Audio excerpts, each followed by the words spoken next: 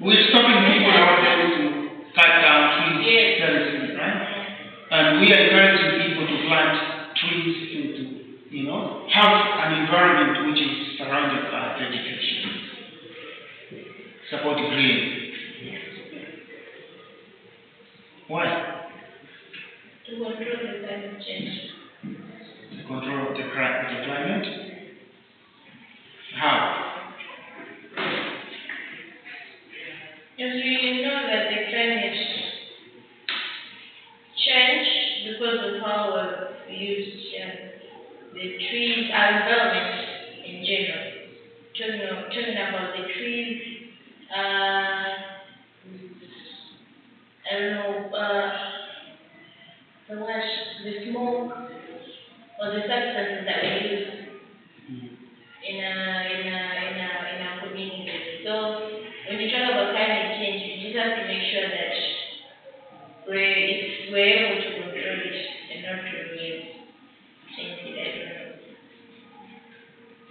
Avoid such things, cutting down trees, using substances that can easily destroy so much.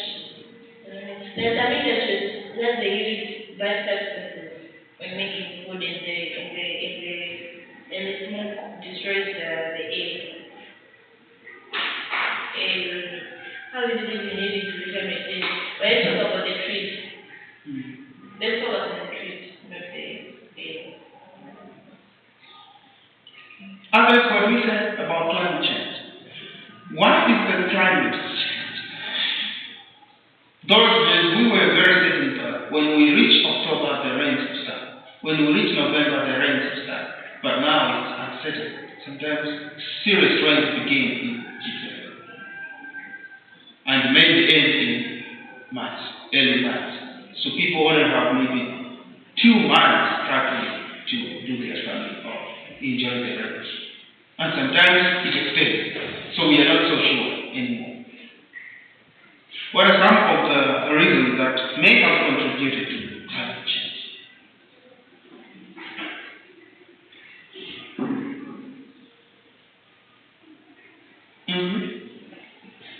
What human activities may have contributed to such negative climate change?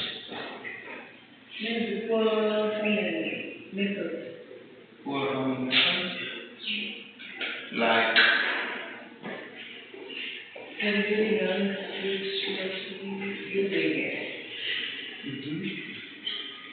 but chemicals that are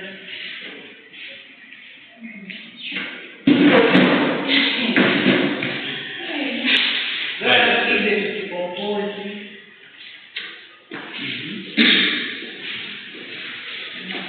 Yeah, I think that's all.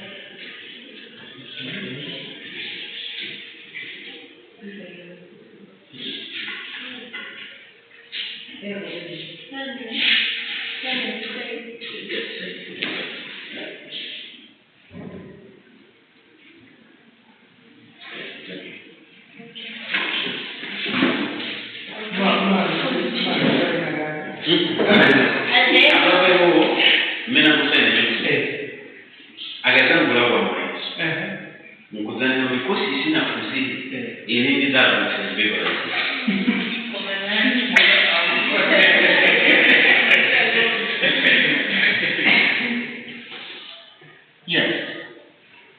Anything else? Mostly it's about cutting down of trees. That is affecting the climate safety. And what she said, like fertilizer, in those who spray to control pests or diseases.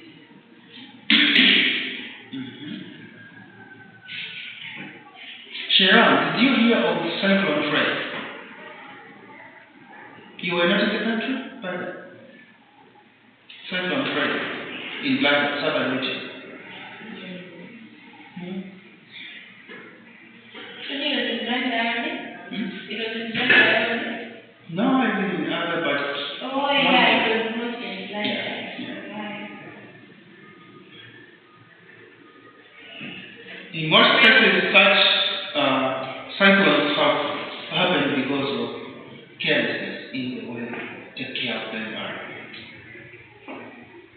we have cut down trees and we have left our lake to be prone to cyclones.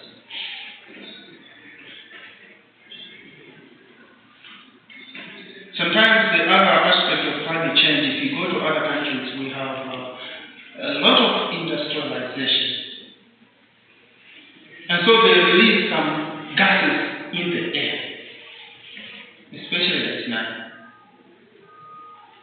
I remember I was doing a research on lead poisoning.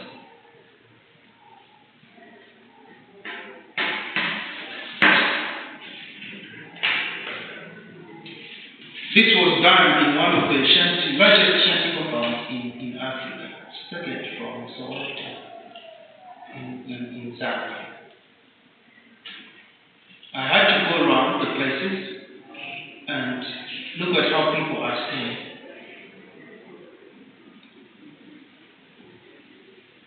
The effect that I found out is that most of the people are affected by lead poisoning.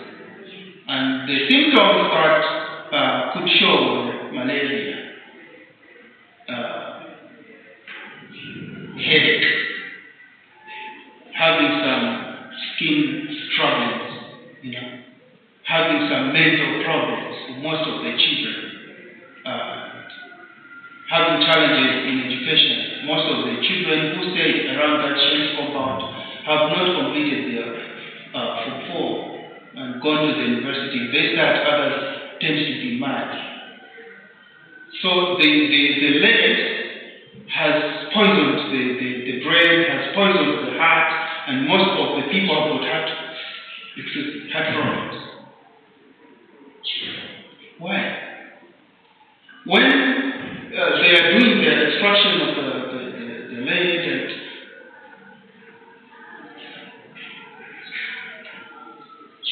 the way they dispose it, they had a drainage which they used to dispose the toxic substances after using. And so the local people, seeing that water,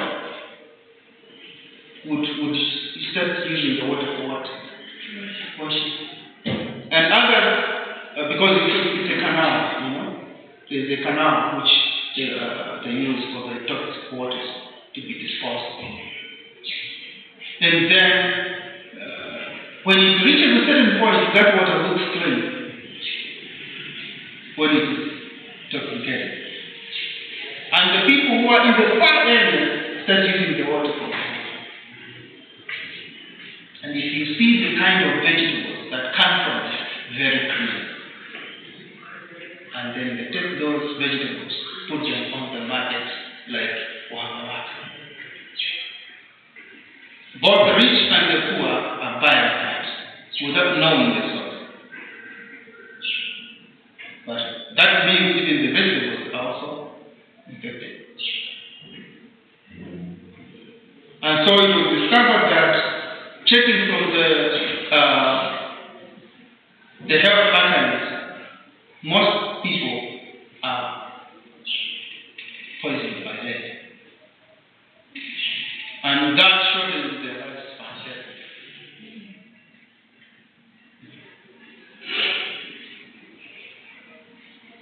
So what should we do in order to... the climate has been affected in the air. Why? Because the gases are causing the ozone layer. And we are seeing changes in the way the climate, our climate is changing. What? The June that we know of those days is not the June of today. In June it is still hot. What's happening?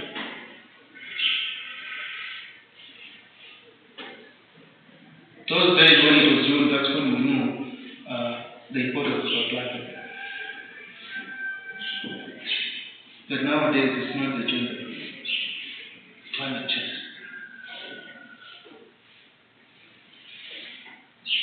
If you have heard of the Coffee Belt in Zambia, at a certain point, because it's an industrial area, the way we have Carnival here. At a certain point, certain days, around 4 o'clock, 5, they release some gases. And you look at this lake, it's almost raining. And every time, at least once a week, they release those gases. What's happening to the water? The instructions of an industrial location is that it has to be somewhere in the outskirts. But people are coming soil by soil because of ignorance to stay around those places as well. Unknowingly, they are being affected through the infections. So climate change has done a lot of harm, but we are saying we need to take care of the climate so that we sustain the future generation. Otherwise, the future generation will not have anywhere to stay. The same with environmental degradation, which is also leading to climate change, which is leading to poverty.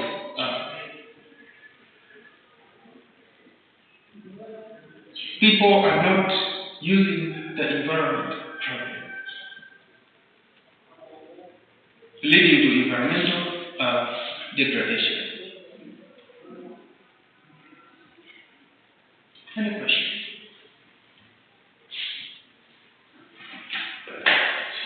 Now, what's the function of the rural society? One, supply of people to the city. Could that be a good function? Functions of what? Supplying people to the functions of the rural society.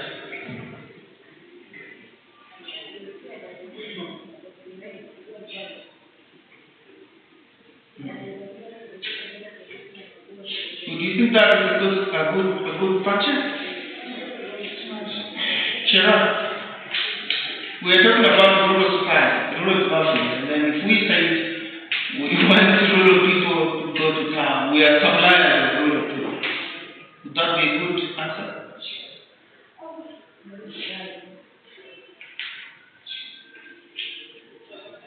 What do you think?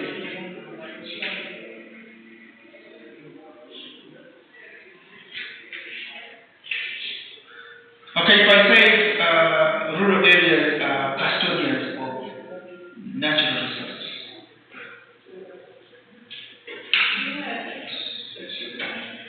That makes sense? Custodians of natural resources. Okay? What other functions of a rural society would you mention?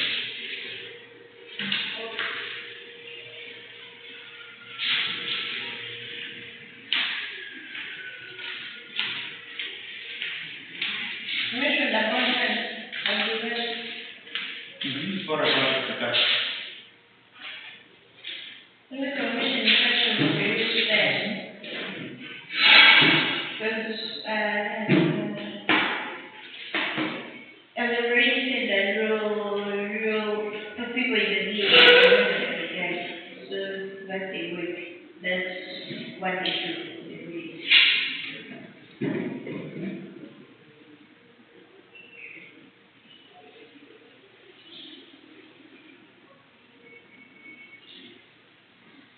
Alright, so rural areas promote agricultural activities. Okay? Why promoting agricultural activities? Because they have good relief. We're talking about hills, mountains, floodplains, broad flat lands, which gives access to where people have to do their farming. If you go to around the gym, you see. You have to preserve the culture. We don't.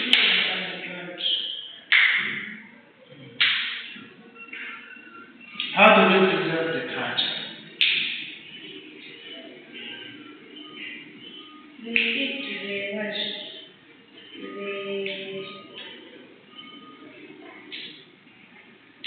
The beliefs. And here in town, we don't really follow the culture. Since we're just more like mixed people who come from different cultures, we don't have time, we don't really focus on following what our culture say, but in our villages, we follow the rules, what they actually say. Why do you think in urban areas we do not focus on preserving the culture? Like what I just said, Guri, I think we're more like mixed. People come from different countries. We're staying together. On top of that, we seem like we have a lot of things to do in our urban area. In our urban area, we face a lot of things, and those things may hinder us from following our culture or preserving our culture. Things like that, in terms of dressing, we're in town, we have to, people have to party, you can't be wearing Zulubi, you wear, the one with the going to a party, things like those, we're exposed to a lot of things that hinder us from focusing on preserving our culture. And like in villages. I also wish they could do what you do in town. They wish? I don't think so. They have their own things that they do. You also never find them a party out, just that they don't like how guys do out. Yeah, understand. We call them this party that day before the wedding time. We wouldn't know how to give those things. It's called a wedding.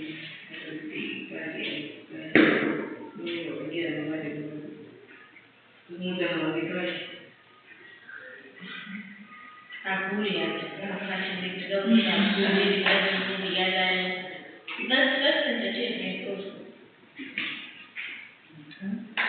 So we're talking about custodian of natural resources, and then we're talking about preservation of culture and some functions of rural society. What?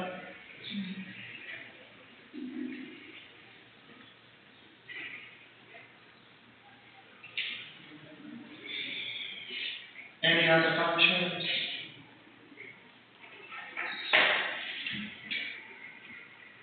What is the rural society there to do to the development of the country?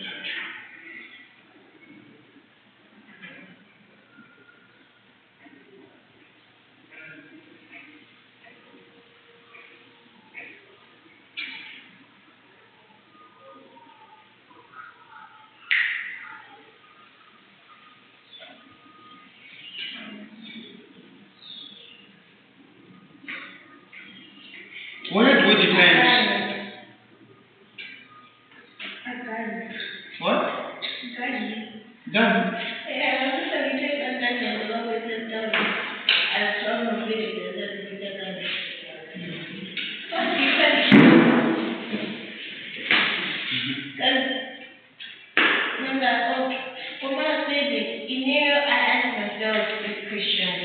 We said we are meant going for us in the world to get educated, have jobs, have better lives. If that happens, of course it's impossible. What if that happens? Actually, who are going to be the ones working for others? Who are going to be made who are going to be sweeping the room, who are going to be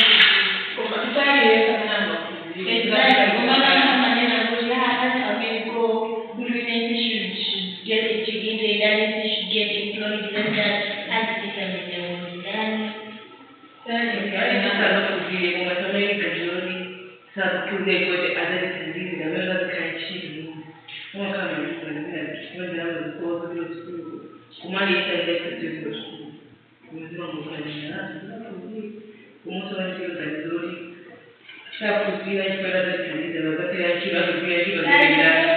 Then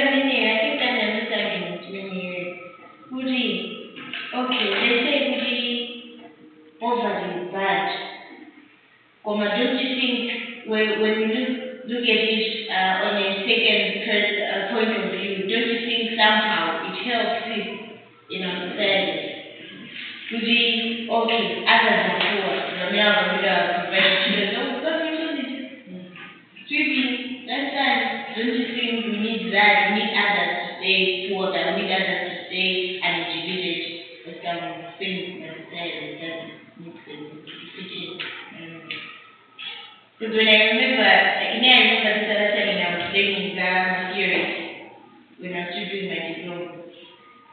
And Professor Oji, a philosopher here, I don't know, said something about that. I'm just trying to find out. So you want other people to be poor and other people to be rich, according to Okay, what theory? that's a debate. We're not sure. And him himself wasn't sure. It's just, it was just a question that we should be asking ourselves. And if everyone is educated, it's not everyone who can get a job. You still end up working at someone's house. You see, never the aim of having a developed community for everyone to have good jobs, just that women are just going to create more job opportunities for the community to be all developed. So what if that works? Women are just that having going. What if we reach that goal? Who's going to work for me? It can work unless they provide the jobs. But if they don't provide the jobs, one will end up sweeping the streets. What if that works? Who's going to work for who? That's the You'll be working for yourself. No, you want to say that or you want to wait for someone else. that's how I'm saying, for the time and nobody. Everywhere you have work because you still need to have work at the house.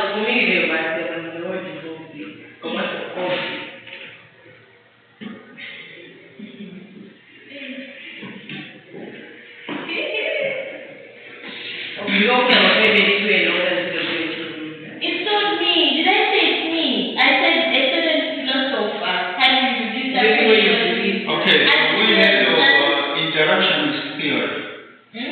Have we heard of interactionist theory, functionalist theory? Yes. We depend on each other in order to survive in society. So, what you are good at, it does not mean that when you are educated, you have done this degree, then you are good in everything. No. I am good in this specific area, you are good in that specific area, she is good in that area, she is good in that area, and good in that area, so together we can form a powerful team. Yeah. So it doesn't matter whether we are all educated. Yes, we have improved our standard of living, but now we're talking about high productivity, where division of labor, specialization comes in. Everybody do what they're good at. Then we have a better event. So we could also encourage people in rural areas, because we are saying one of the functions of the rural society is to provide human labor to urban areas.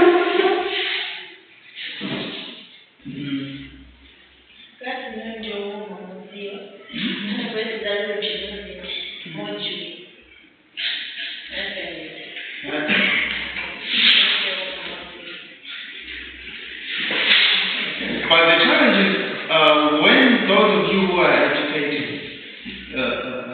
are done with your education, at a certain level, you feel like you cannot go there. I'll just be going there to teach them until I come back. So they do not have a real role model to depend on. Somebody who stands there.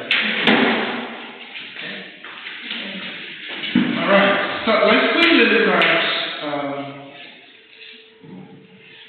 types of rural social change. Types of rural social change. One, we have economic change, political change, technological change, and cultural change, behavioral change as well. How do we think economic change fits well in a rural society?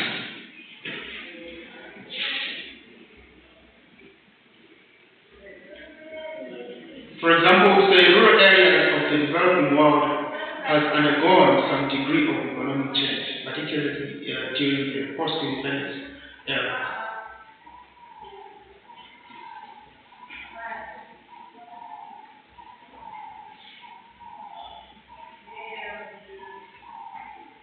Economic change in rural areas. In those countries where they have got petroleum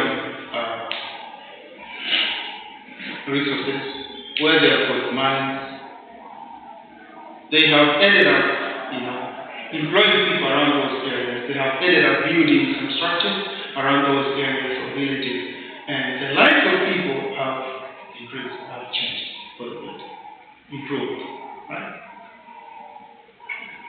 Economically. So if they have built some structures, they have built some industries, that would mean people will be employed. Yeah. And eventually their salaries will keep increasing because they'll be following the standards and the rules for increasing the salary annually. Okay? Hence improving the standard of living of the rural people. If you go to areas around Lombardy, there are some oil manufacturing companies. And people around those areas have gotten jobs. Do you think their livelihood is the same?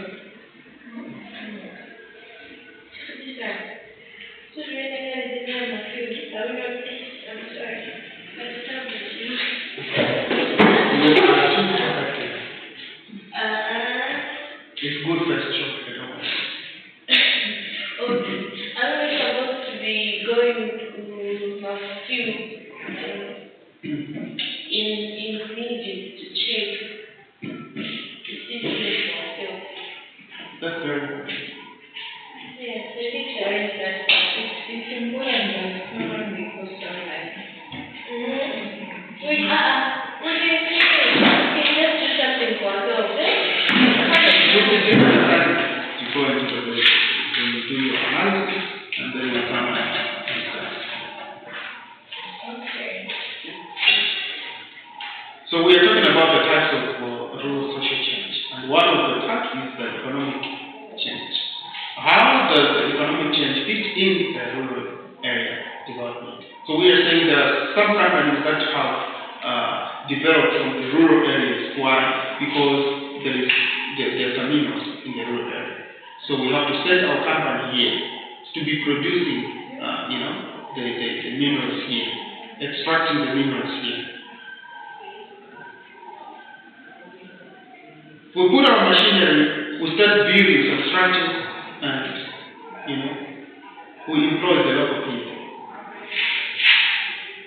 Their livelihood is most likely to change because once we employ them, we give them salaries.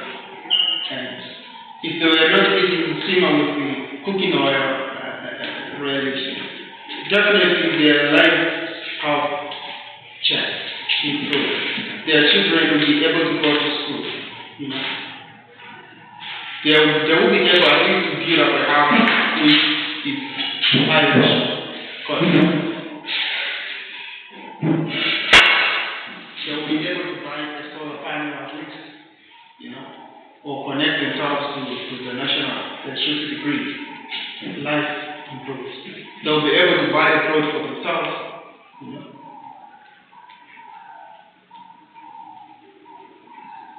So economically, life is going to change. If you look at how will those companies be transporting the minerals or oil from this point to point B, you are looking now at the road infrastructure. They are definitely going to construct roads. It means that different other issues of us going to the hospital has been made easy, right? Definitely they will connect some good roads to certain schools, nearby schools, that has been made easy because each company has got what we call the corporate social responsibility. when you are doing your work as a company, you're supposed to also make sure that the local people benefit from the resources that you're getting, which we call the corporate social responsibility. Okay? At least every year or after a certain period, you help the local people. How? You can build a clinic, you can build a school. Okay? By so doing, the rural area is improving, developing economically.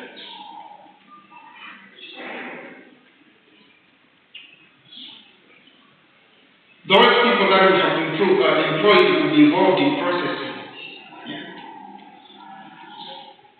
the resources. And the skill that they learn may be used to go and get employed somewhere else in case this company ends. So we are empowering rural people. And at a certain point, they can stand by themselves to be independent. The political change.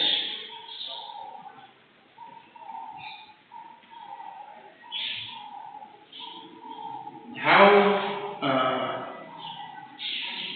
does it fit into the social change, rural social change?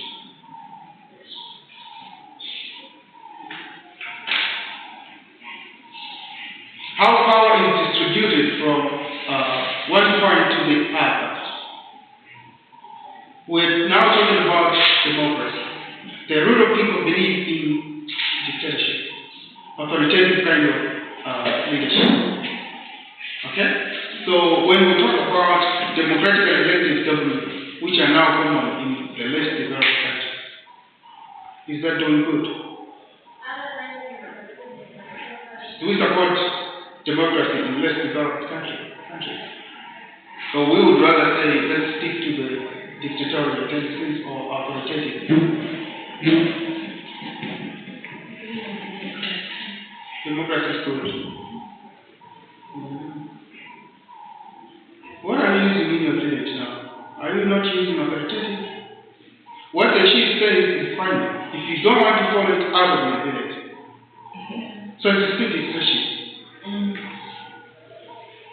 Is that bad? If we let things just open like that, there will be a funeral here and I don't attend.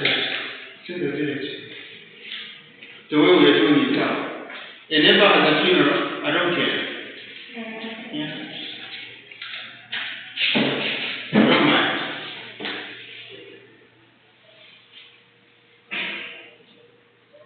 What kind of political change would be admired in the rural sector? The kind of elections that we are having nowadays in the democracy, full of stories of rigging. In most cases, those who lose with a close margin have ended up complaining the results were rigged. When you look at the rural area, it's something which is hereditary. So I know who the ruler will be. I don't need to fight for it. Is that good? Because in the modern way of electing leaders, we have placed little respect and confidence in the leaders that we choose. Because we're not sure whether they were chosen out of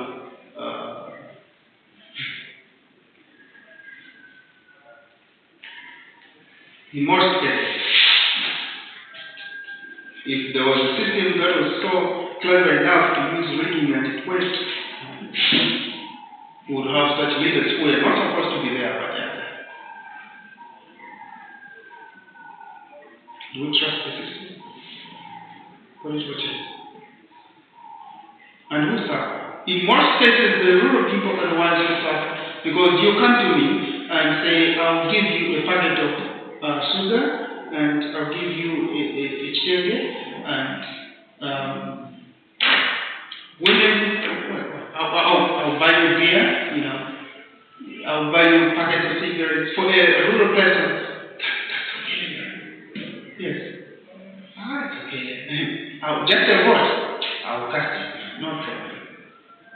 50,000, you buy it. In fact, that's too expensive. 5,000, 5,000. I distribute, I have bought the people to myself. That's democracy, more space. I use the powers that I have in whatever means to win the votes. But am I capable of leading the people right? I don't care. Once I'm there, I even forget to go back to the people because I have got a 5-year period. So at least let me enjoy now. I'll start going back when you'll see next year what will be happening. People will be coming to us, approaching us, on which ticket to live in. Going back to those rural areas to plead for those people, to even kneel down in my jacket. I even put it aside there. No, I'm one of you now. It's because I want just that vote of yours. Afterwards, no. We are saying people have lost confidence in such kind of elections and people that are elected. Why? Because we are saying they only want to use us to be where they have to be and enjoy the riches by themselves. Why do we say so? You were staying with us, but after you become an MP, you were appointed as a minister, the village becomes a strange place for me.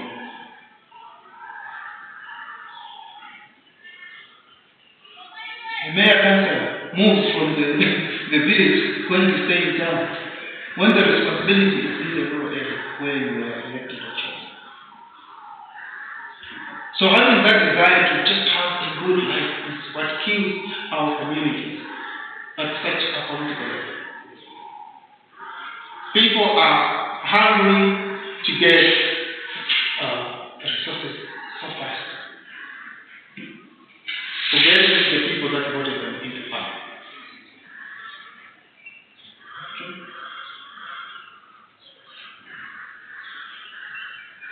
So what would we say about the rural area, the rural society? Continuing to follow the rural authoritative system of leadership might be good.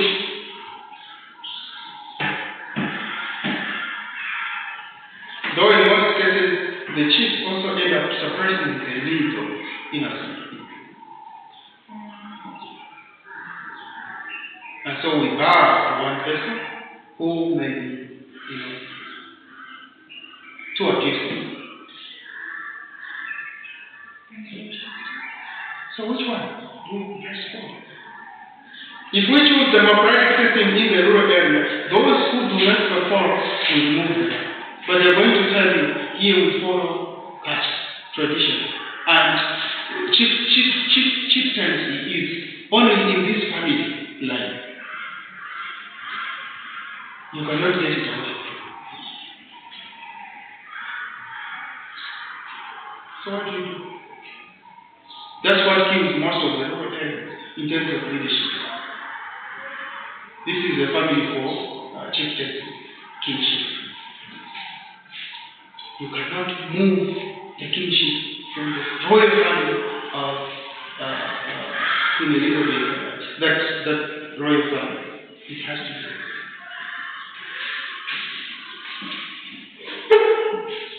And so you still have other people say, he is not my king. He is not my king. But he will still rule you, whether you like it.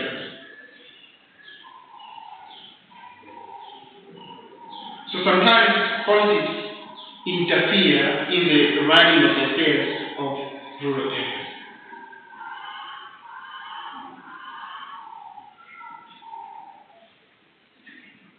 Now, we want the road to pass through this village.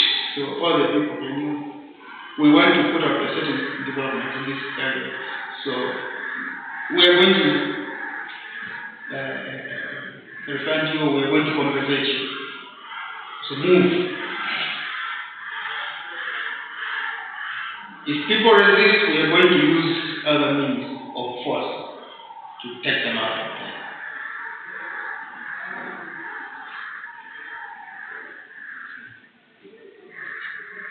Okay, then we have technological change. How do we think technological change fits very well in a rural setting? Should there be technological change? If at all, why? Do rural people need technology?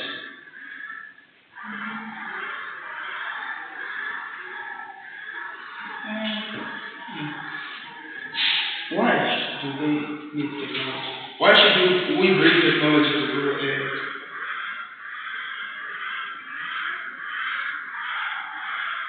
To make the lives a bit easier.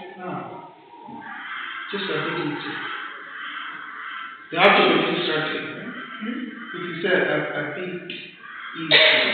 Okay, make the lives easier. Those early years, people were using stones as instruments for farming. But later on, they started using nature. How did metals come into being? To hunt animals. There was some kind of traditional technology which was taking place for some people who could make a metal out of certain tools by heating and heating and heating. And today we have all sorts of materials, tools, and instruments that can be used in different engineering sectors, different hospital sectors, education sectors. Technology has changed a lot of things. Now movement has become easy. People use cars, people use motorbikes, people use planes, to move from one place to another. And in the rural area, the bicycle has become much of a mode of transport. And motorbike. Go on. The upright, it's a vehicle for the rural area. Is there some kind of technology in the obstacle?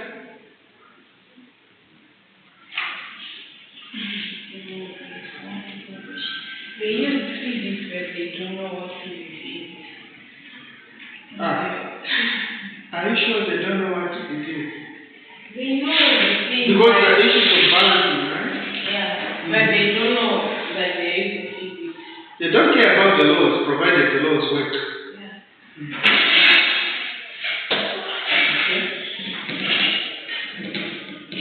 All right. So today, technology change has resulted in using, for example, matches to prepare fire, and the gun to hunt animals. For those days, it was very difficult for life in the rural area. If you looked at a woman who was preparing menstrual, how were they doing that?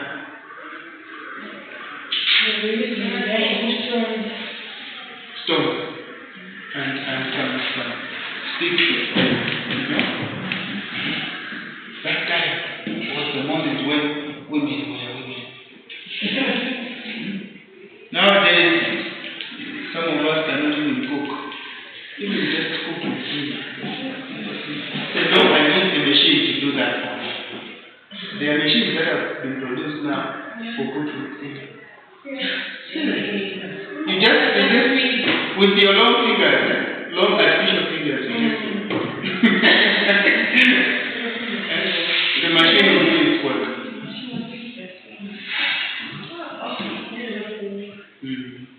So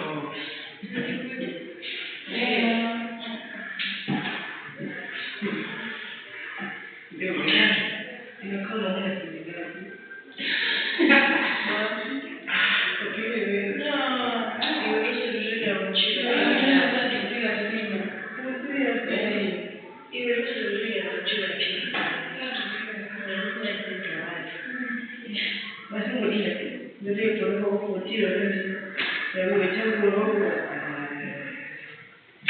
we say technology is needed in a rural area. Yes. What can we change?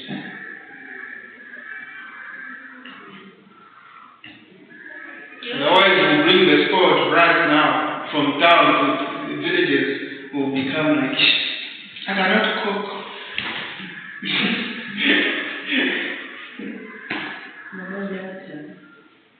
How good is it?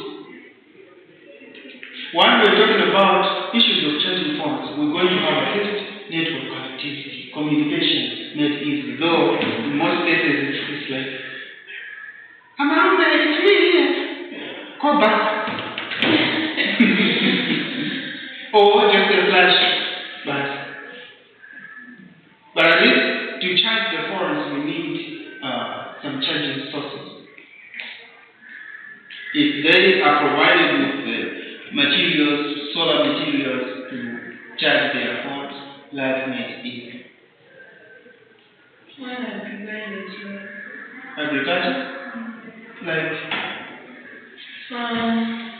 If they are provided solar, they can use it for irrigation. Irrigation? Solar. Because it's passing water from water. So you see, going to the villages, life made easiest, not easy. Okay? Mafani, what is technology? So technology. Improvement in communication. And put on a bullet down.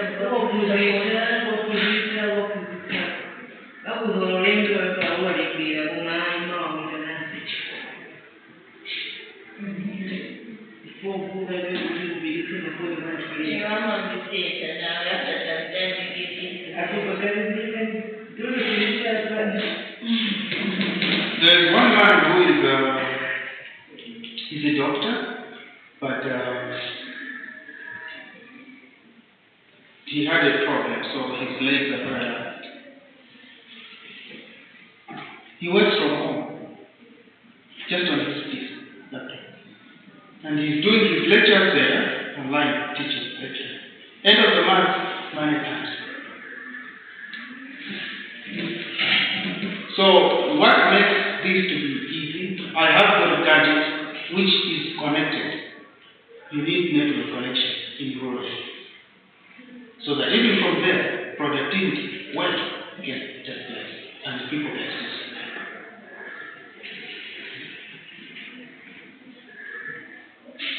What other things do you think we need in a rural area to make life easy?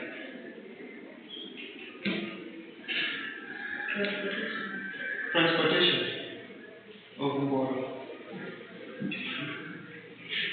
So when we're talking about transportation, the issues of road network also come in. We need good road network so that transportation can come in. Okay? Empowering rural people with loans for farming inputs, tractors, Honda tractors. Those who are well-to-do. What has happened in most places in our countries, we are giving wrong tools to use. If I give you fertilizer, I don't know whether you're going to use it or not, whether you're good at farming or not. What happens is, we give you, already you have a plan to sell to somebody else because you want to buy whatever you want, maybe a phone. But in the mind of the government, we are subsidizing this fertilizer to you so that you do farming and sustain yourself. You don't come back to us and say, we are dying of hunger. Is there a strategy that could be used to determine who gets this kind of subsidy? Is the structure the government should yet establish? Okay? And then, if you are in a rural area, talking about technology, if a spare part for my radio has stopped functioning. For me to go and get it, I have to travel long distance, which discourages most people, and they say, okay, we will stay without a radio. Or then we gather around one radio. And you see a lot of people listening to news in the evening. Why? Because there's one radio. So there is a need for modern shops to also be set in rural areas. Of course, at their own pace of the pricing. Cheap things according to their level of understanding. Because a rural person would sacrifice to buy an airtime for a scratch card for 50 baht. I'll use it, flash it with their speech, I'll go back again to buy for 50 baht. The whole day I can be doing that and do 500 equal. But to go and just get the 500 to no. They have got their own mindset of small things, And if you are clever, you want to develop them, use those small things to become rich. So you provide those things. Okay.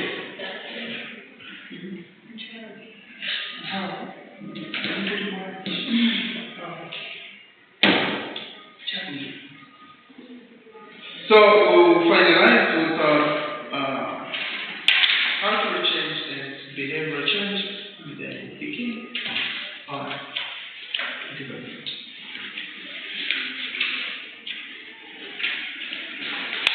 How many are we? 5. The gentleman is the one who was responding to them.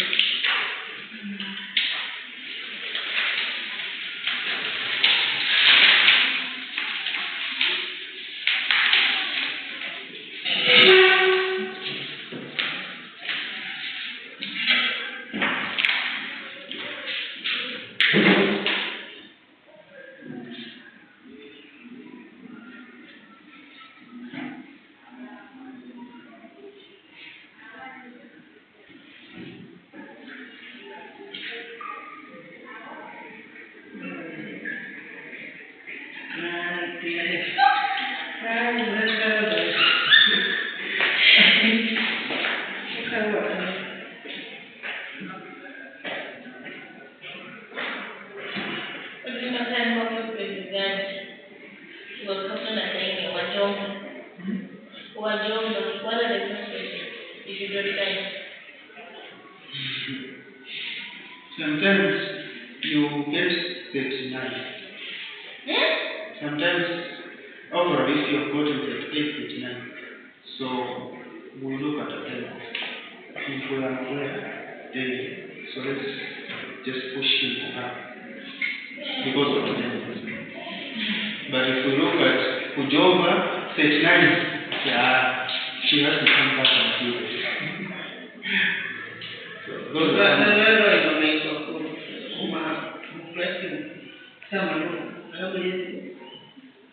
that's somehow.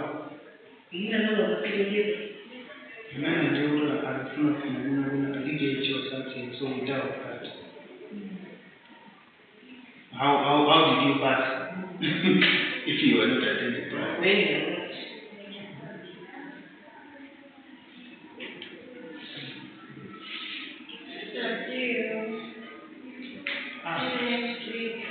Next week.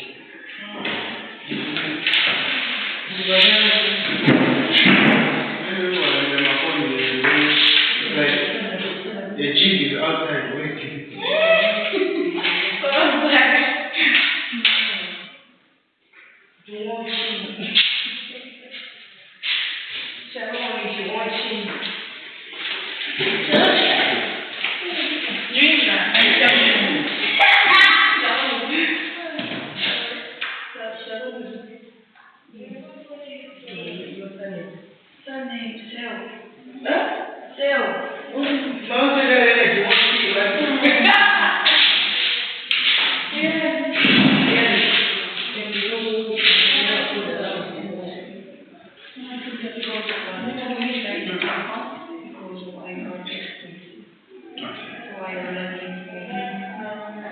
around 20.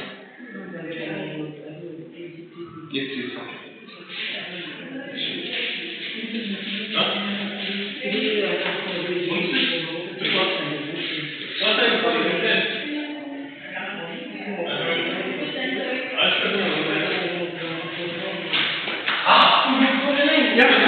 I'm